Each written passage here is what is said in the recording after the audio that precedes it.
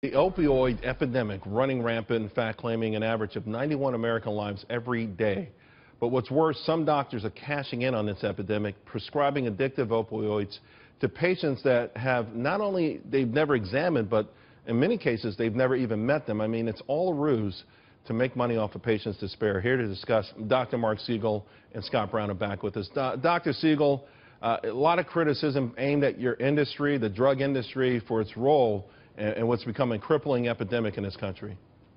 Charles, I blame doctors for this. Look, almost half of the people that are prescribing opioids are primary care doctors like me, family practitioners or internists.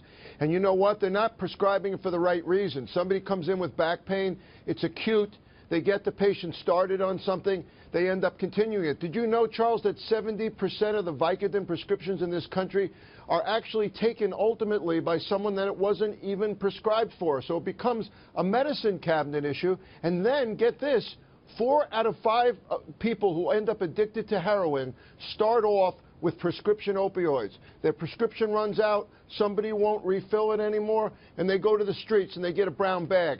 Then the borders are porous, you see it pouring in. So I'm really, really happy to see this administration about to focus on the opioid epidemic. Let me ask you, though, Dr. Siegel, though, the doctors, are they acting ignorant to the fact that they're contributing to this? I mean, is there any way to get some honesty from the industry, from your industry, because a lot of these doctors have to know these statistics that you just shared with us? Charles, 2 points. One is some of these doctors are actually nefarious. One doctor in New Jersey literally prescribing 60,000 pills to patients he hasn't even seen, as you said. 31 are under investigation. But the larger problem are physicians that don't understand back pain.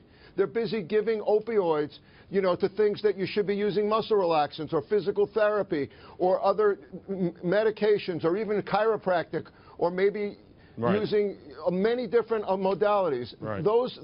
That's really the way to go. Acupuncture is something that works.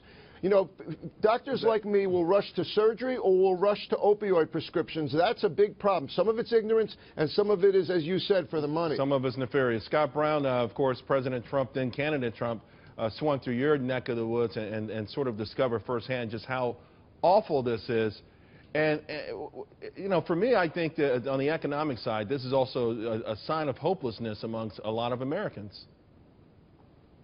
Well, there's no doubt, Charles. I think you've nailed it.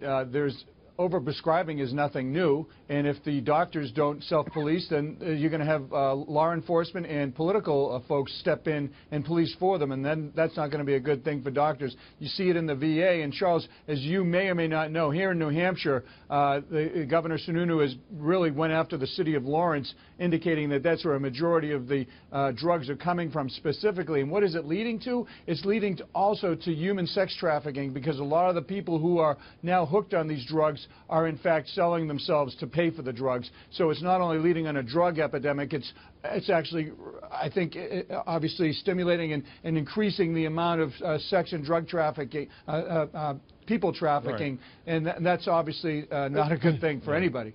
Charles, real quick, Doc. One more thing is that there's more federal laws, 600 that are coming out. In New York State, they have a system called iStop where we have to do everything online. We're tracked, and that's cutting down dramatically. We have to be patrolled physicians. If we don't do it to ourselves, they have to do it to us. Yeah, and also, you know, that's why I love the jobs report on Friday, because it was about goods-producing jobs, mining, construction, manufacturing.